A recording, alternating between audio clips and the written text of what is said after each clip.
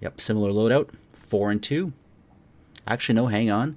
I believe there is a provision for the Hornets. The Hornets are also, there we go, we've got them starting up. We're going for takeoff. So the Hornets do have an extra provision. They've got 2 Fox 1s, which are the Sparrows that they can field as well.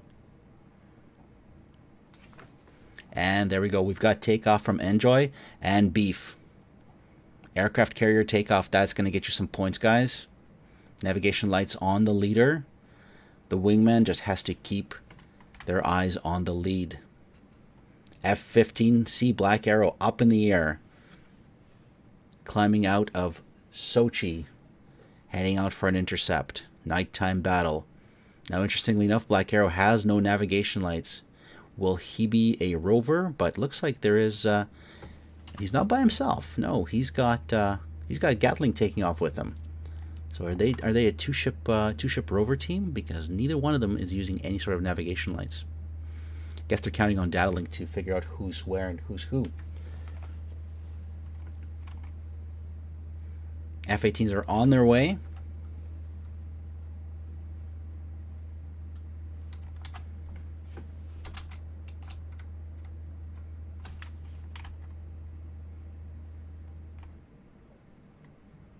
And how are we looking here?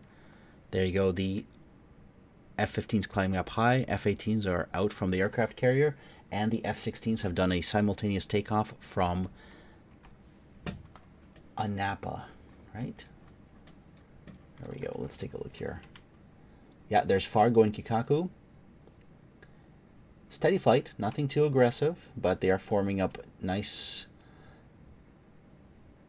two ship elements here. 20-mile spread, but they are definitely flying and converging onto Bullseye. So I'm getting to guess that this spread is going to keep closing and closing. The aircraft are climbing almost in identical flight profiles. 18s are at 25, and the 16s are catching up to that as well. Let's take a look down here at what's happening with PTF. Now with PTF, we've got a little bit of a separation between Gatling and Black Arrow.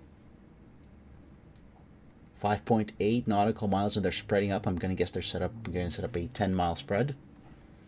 And then we've got a tight formation of PTF Predator and Falcon right behind them. They've still got a ways to go to Bullseye. They've got another 58 miles to Bullseye and 118 miles to the F-18s, which looks like are taking the lead here. But the F-16s will definitely be able to catch up. They are quick planes. They'll get there real fast.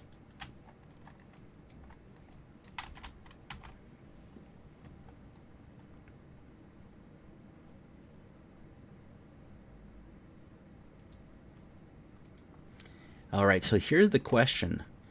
How will the F-18s perform here? Because we've got no F-18s from PTF this time. We've got no Tomcats. We've just got F-16s and F-15s. So F-15 is definitely going to have the power. And if we look at the Black Arrow's F-15, he is going up high and he's going fast. I'm going to guess he's going to perform long-range standoff launches with his AIM-120s. And you know what? Look at that. I was actually wrong. He is not running with 4 AIM-120s. I think I'm seeing 6. Yeah, it's definitely 6 AIM-120s that he's got with him. Or are those Sparrows?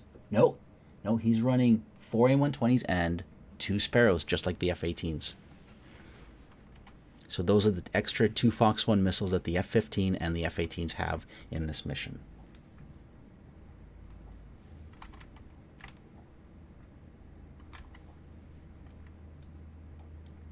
Okay, let's keep an eye on Beef XD here. And on Enjoy. How are they looking here? Coming in. Oh, let's get these views going. Yeah, the F-18s are definitely taking the lead. Beef XD and Enjoy are coming in.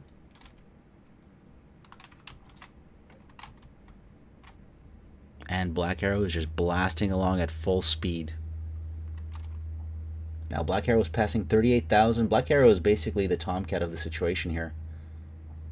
The only difference is that the AIM-120 will have speed as it comes through denser air. That's the big difference here.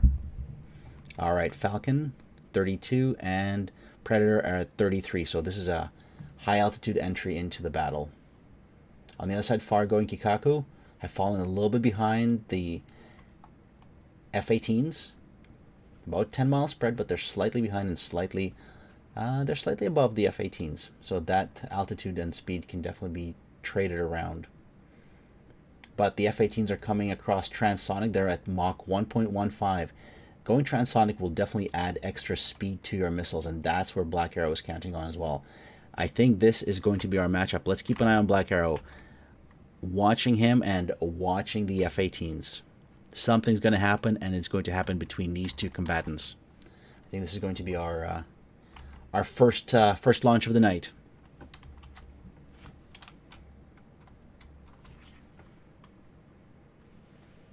Now, if I'm not mistaken, I think I am seeing an aircraft visible on the horizon. Now, could that be our hostiles?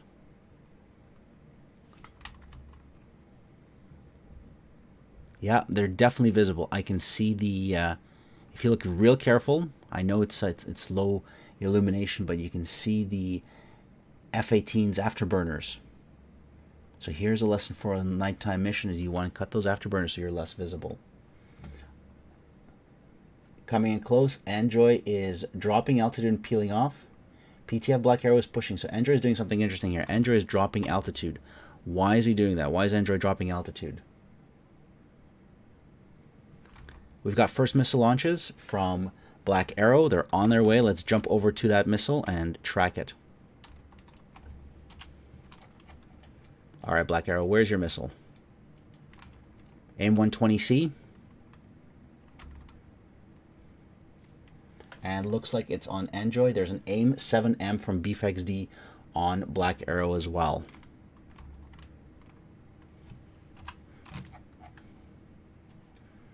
Missile exchanges, additional AIM-120. The AIM-7's trashed. The AIM-120C is losing speed. It's 2.6 Mach, but maybe it's still going to do something here. Let's watch what it's doing. It's diving right down on the hostile. There's additional follow-up missiles. I think the first one is safe, but the second one is the one that concerns me here. It's still on Enjoy. So while those missiles are coming through, we've got more fun happening here because there's additional missiles coming. There's a 7M that's trying to get Black Arrow, but at the same time, we've got the F-16s engaging and launching their missiles. Enjoy is really trying to extend and outrun here. That missile's down to 900 kilometers or so an hour. Pretty slow. All right, Black Arrow is recommitting and fires off another missile. This time it's at BFXD. Fully burning. Let's watch what BFXD is going to do here. BFXD himself launches a missile. It's out. He is trying to extend. He's trying to get away from that missile. But the missile is tracking. This is turning into one heck of a furball here. This is where SA is going to be really important. Do we have any splashes so far? I'm seeing 3 planes. Did I miss one splash already?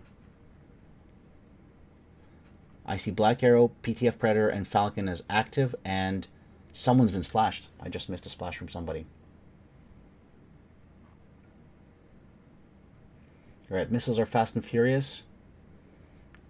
PTF is re-engaging. Missile out from Falcon on Enjoy. Oh, we had a disconnect. That's what happened, okay? And there's another missile out from Kikaku on PTF Predator. Let's get PTF Predator here. What will PTF Predator do? He's trying to outrun. He's outmaneuvering that missile, but I don't know if he's got the energy. He's dropping chaff. Alright, Enjoy is safe. PTF Predator is safe, but Kikaku is in trouble. Let's find Kikaku here. Kikaku is good as well. Okay. Black Arrow, let's see what he's going to do here. Black Arrow, I think, is in trouble. He's a bit extended away from the group. He's going head-to-head with Enjoy. Enjoy has launched a missile on him. Where's that missile from Enjoy? Uh-oh. I'm worried. Black Arrow is down. We've got a splash on Black Arrow. One hit for Enjoy. Enjoy is out. And he is recommitting. Look at that fast turnaround. BeefXD's back in. Let's get BeefXD up on the map. BeefXD's actually in trouble. There's a launch on him from PTF Predator. Second missile launch on BeefXD. Can BeefXD outrun it? No, he can't. He is down. Another missile is tracking Enjoy. I have no time to switch cameras. Enjoy has evaded it. No, he hasn't. Looks like either Enjoy has crashed or has broken his wings. Let's go over to Fargo. Let's find Fargo and throw him up on the screen here. Actually, there's another missile coming from PTF Falcon. PTF Falcon, turn. Missile's going stupid. There you go. PTF Falcon is safe. He's running. He's running as best as he can, but he might be in a bit of trouble here. That AIM-120 is on him. He's diving down. Looks like he's notched the missile, and yep, that missile has gone stupid. Is heading for the ground. Come on, Falcon, turn. Yeah, you're safe. PTF Predator is slotting back in. He's got an AIM-120 out. Let's ride that missile from PTF Predator. It's burning towards Kikaku. Kikaku himself launches a missile. All right, let's see what's going to happen to Kikaku. I think he's our next candidate for a potential splash. He's got his navigation lights on. He's a bright dot in the sky. Kikaku has been splashed by PTF Predator. PTF Predator is pulling away. Blue team is now down. There we go. That was Falcon that finished it off. So Falcon and PTF Predator have cleaned up, and Team Waterfuck has been eliminated from this round. That turned fast and furious. I started to get my bearing there, but just as I did, oh my goodness. There we go. That's what's left of Kikaku coming down. Red is taking control. Time for a victory lap and afterburner in total darkness. Let's get a couple of views on these aircraft. You know what? I wish I could do a nice spectator view. Unfortunately, it's too dark. But there's a beautiful pop of flares. Beautiful. That's awesome. I think this is the time to expend your flares. Flare them if you got them. And I think everyone was using Fox 3 missiles, so I think flaring is fully supported here.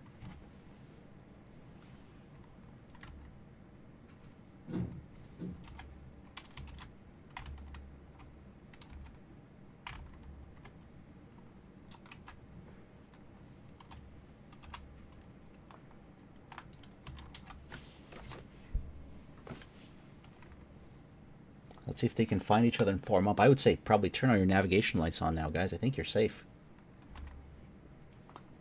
Yeah, I think you guys are safe. I'd say turn on your navigation lights so you don't collide into each other. They probably got each other on TACAN. I'm not sure where they're flying out to. Oh, one's disconnected. And I think the second one's going in for a disconnection as well. There we go. We've got PTF, Phoenix Task Force, disconnected, and we're looking at some AWACS here.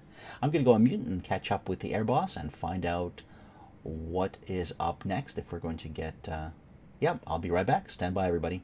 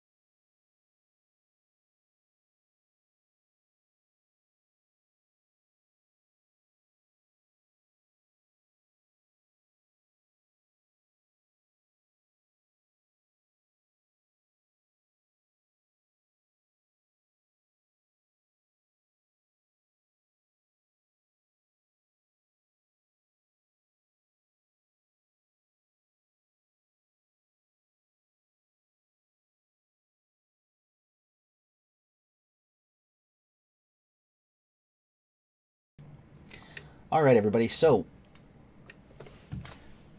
Let's take a peek here. So this was a definitive combat here. Middle of the night, flying off of carriers, flying from land bases. Waterfuck versus Phoenix Task Force.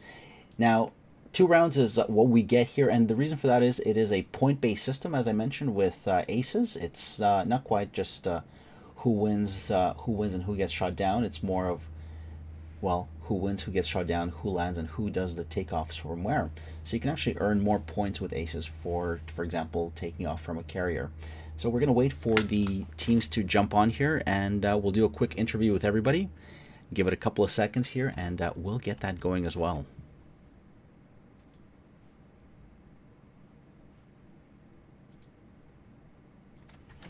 And in the meantime, I would definitely appreciate if you threw some questions and comments my way. I will not be upset if you give me some criticism. I'll definitely take it. But if you have questions, this is the perfect time to ask. If you want to ask PTF about setting up the competition, what's involved there, or any questions to either of the teams as to what aircraft they used, what they were flying, what they were doing, and the strategy, I've definitely got some questions.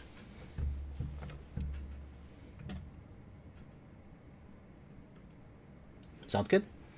Yeah, so we're just trying to set up the teams here and get that going as well. See if we get some leads for a quick interview there. Now, I've actually had the pleasure of, Oh, there we go. Perfect. We got Beef XD. Awesome, guys. Hang on. I'll turn on the audio once everybody's ready. So who was the official lead for these two flights?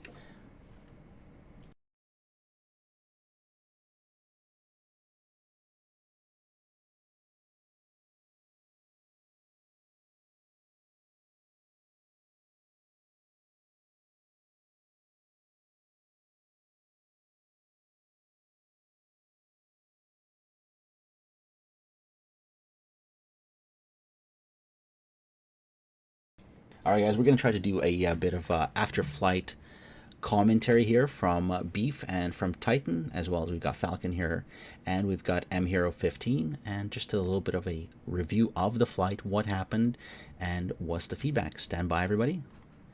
Let's switch over into that audio setting here, and I don't know if I'll put something up on the screen here, but maybe I'll figure that out for the next time. Let's just leave TAC view and put a plane spinning around in front of us on TAC view for a debrief here.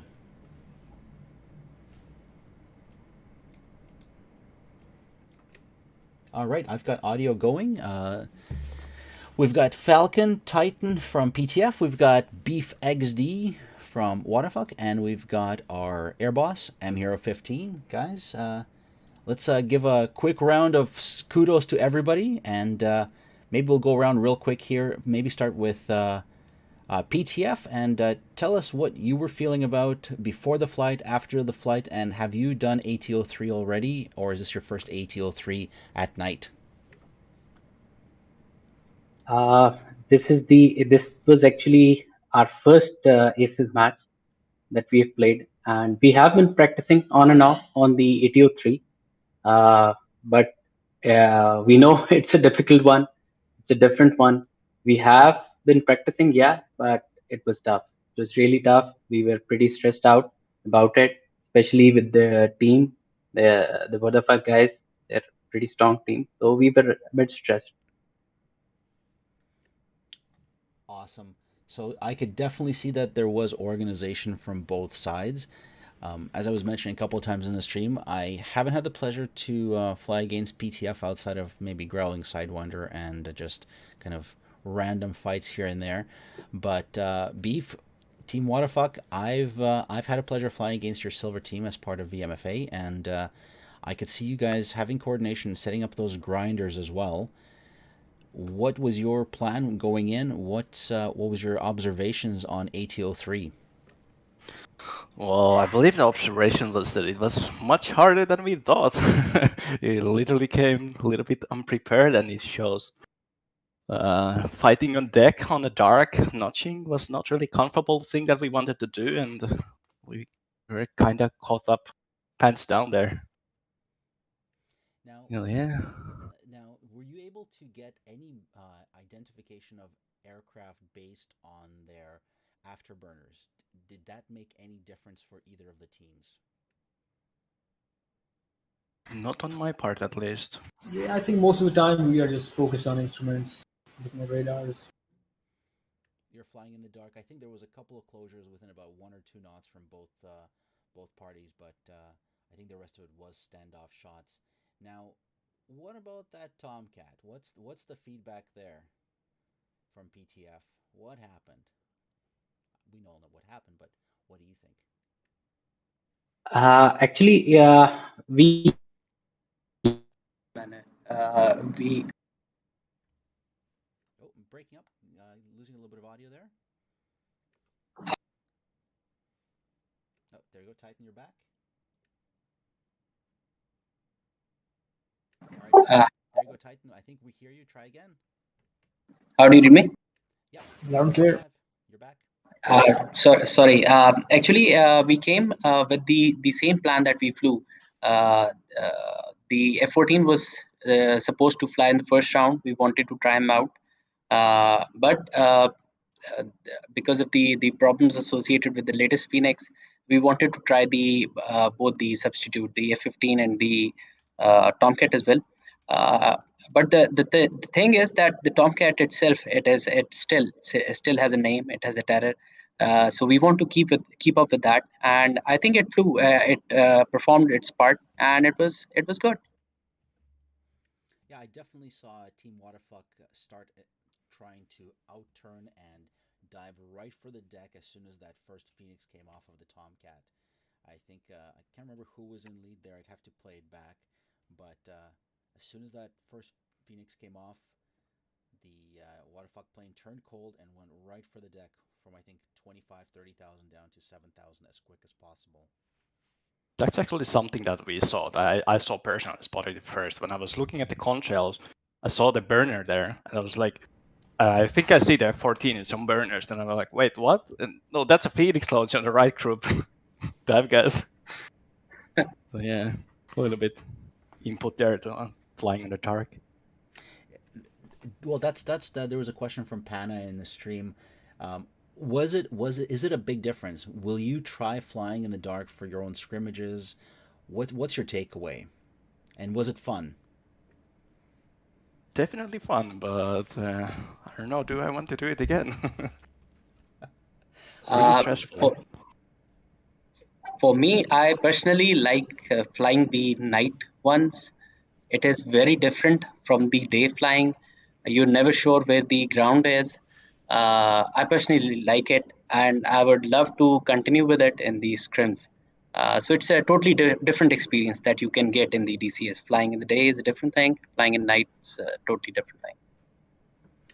Absolutely. And I've flown. I can't remember if it's ATO4 or ATO5 with ACES. And just for everybody, ACES is a very different type of a combat mission style. So, for example, very often you end up flying where you have to hit ground targets or where you fly without any AWACS whatsoever. And for me, that was a big eye opener because I have never flown without AWACS, so I had to train and try to figure out coordination and being able to communicate with your wingman. Now, if it was nighttime and you didn't have AWACS, I think that would be a little bit too much.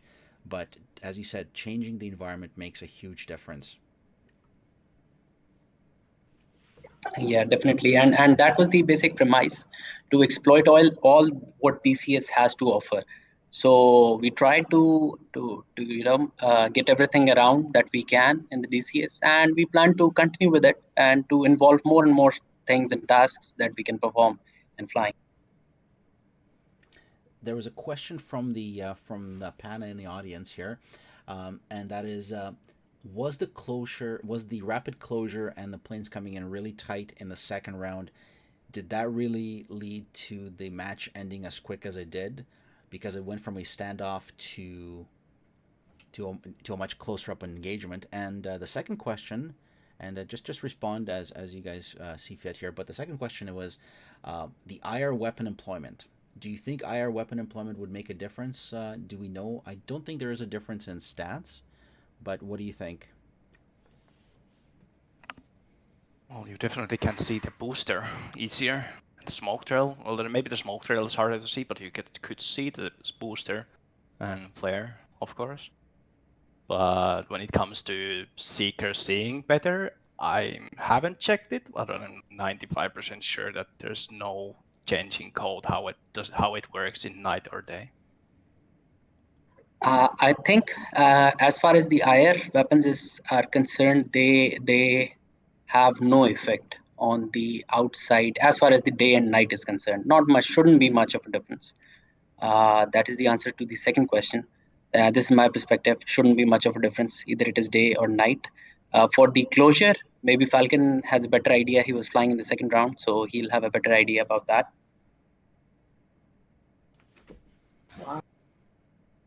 I don't know. Actually, last missile I fired, I wanted to fire the 9 mic, but I just couldn't switch the weapon, so I just fired the AIM 120.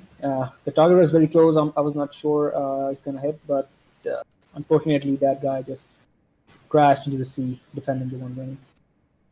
Okay, so there was there one or two crashes into the sea? Because I've seen what looked like two water impacts that I did not see a missile hit. Does that correlate with what you saw? And Hero, did you see that as well? There was a disconnect, unfortunately, on PTF side. But no, so far as I saw, there was no crashes in the sea. Both teams stayed in the air and fought till the end. Oh, did the last one crash or it was a hit? In the sea? Let's take. It was a hit, sir. Yep. Let me just fast forward here and take a look. Are we talking about the very last splash of the match? Yes. Let's One take- was both- killed by the Predator. Yep. The one I fired on, I'm not sure. He crashed in the sea or he Let's. was splashed. I'm rewinding it right now. Let's take a peek here. So you're going head on with Fargo. There's a launch from you, Mach 2 climbing, and looks like no, that was a hit from you, Falcon. All right, got it. Thanks. Now, for PTF, you really turned that around because you were going in 4-ship, but once the fight started, you became a 3-ship very quickly. What was the change in strategy there? Did you have to really quickly reassess what you were going to do? Because you had Gatling flying wing with Black Arrow. You guys were in trail. And then all of a sudden, Gatling has a disconnect, which leaves Black Arrow as a single element with you following up behind him. Any change in To strategy? be honest, actually, first thing we got was a shock because Gatling was the leader. He just disconnected. I think we just adopted to the situation, whatever was happening. Quickly, we just adopted everything on the spot. In this case, did Black Arrow in your no, don't need any secrets, but did Black Arrow become a single element, or did he kind of become everybody's wingman? He was in front, so basically, the lack of data link, I think it always hurts the 15. So actually, I think he was lost because he had no clue where we were. We were giving him the guidance, but unfortunately, he was hit. Yeah, I can definitely see that. So as I'm just playing this back, and you'll be able to catch this. So Black Arrow is just I think he said at this point, all right, I'm by myself. I'm just gonna start shooting out AIM 120s. He pushes away Enjoy and Beef. Beef continues to extend. Beef comes around, and Black Arrow is just firing off those 120s. Beef goes defensive again. That was a really good double defense from Beef. As soon as Beef turned hot, there was another missile on him. And then Black Arrow goes, I'm getting out of here. I'm flowing away. And he just got out of there, recommitted. And I think that's when there was a missile on him from Enjoy. And that's all she wrote. But that was very aggressive. But you guys formed up pretty quickly there to kind of reestablish your formation. But then you ended up in a 4v2 for a few moments there.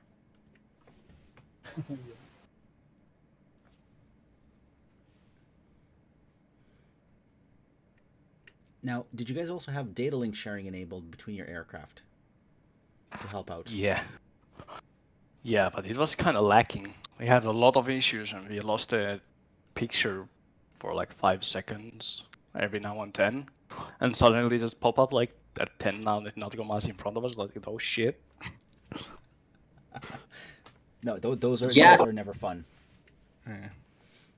Yeah, I think yes, because in the first round, Falcon announced that he's having trouble regarding data link with me, but it was fine. And in the same round, Beef, Oh, did we lose Titan again? yeah, how do you read me? Oh, you're back. You're back. Thank you. Sorry.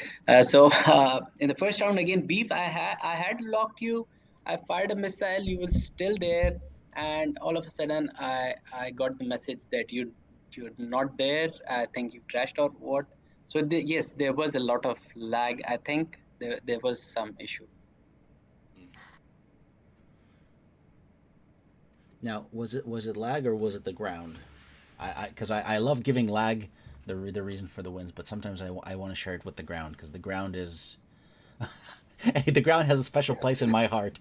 I've crashed twice during competition matches myself. Looking at the tech view, I don't really find like a lag No, situation. none of you, It's more like those essay issues. none of you hit the ground. It was actually that was scary because I was looking at the sea and keeping an eye. I had to keep the score, so I had to keep an eye on every aircraft in the blue side. It was pretty scary, but no, none of them on the both teams hit the ground. It was pretty good, if you ask me. I think at night, not hitting the ground itself is a very big achievement. For me, yes, that is. So is that going to be an upgrade to the ACES point tally so that if in a night mission if you don't hit if you hit the ground you lose less points or do you lose more points by hitting the ground at night? Hitting the ground loses 10 points for each airframe. But at night, is that more punishable or less punishable? No, it's not more punishable. No, I'm just joking. You can't blame them. They can't see anything. Then you add in the water as well. Like you can't really see the water that well, and in the nighttime you really are only clinging onto your instruments there when you were approaching the deck. Awesome. Well, I've got no other questions from the audience. There was a couple there that were really good. What's next? Do you guys have another flight scheduled against each other, or who's next on the card? I think PTF. I think you guys are tracking those, right? Yeah. As far as our match with WDFK is concerned, we had only one match with them in this you can say the qualifier kind of rounds. So next week we'll fly with a different ATO with a different team, and same goes for the WDFK team. Maybe we will see them in the future somewhere. Awesome. If I may add, what the fuck is against 404 in ATO 5 and ATO 2? PTF is against JTAG in ATO 2 and ATO 5 for the next match. Awesome. And when's our next match with for ACES coming up? It's in 18 February. All right. So in 6 days, I guess that's next Friday, Thursday, next week, on the 18th. Next week, yeah. All right. Well, that's fantastic. Thank you very much, and to both teams. Super thanks to M Hero for being the judge and arbiter of the adventure here that we've had, and the great fights over the water, over the air, and the aircraft carrier takeoffs. And my humble apologies for all my technical difficulties in trying to figure this thing out, because I'll tell you this, live streaming is a whole different game than trying to make a YouTube video. Yeah, absolutely no issue. I watched your stream in the second round. It was top class, and I really enjoyed it. So it was a good show, I think. I'll get PTF skins figured out for the next one if you guys will have me. All right, everybody. Thanks a lot. Thank you very much.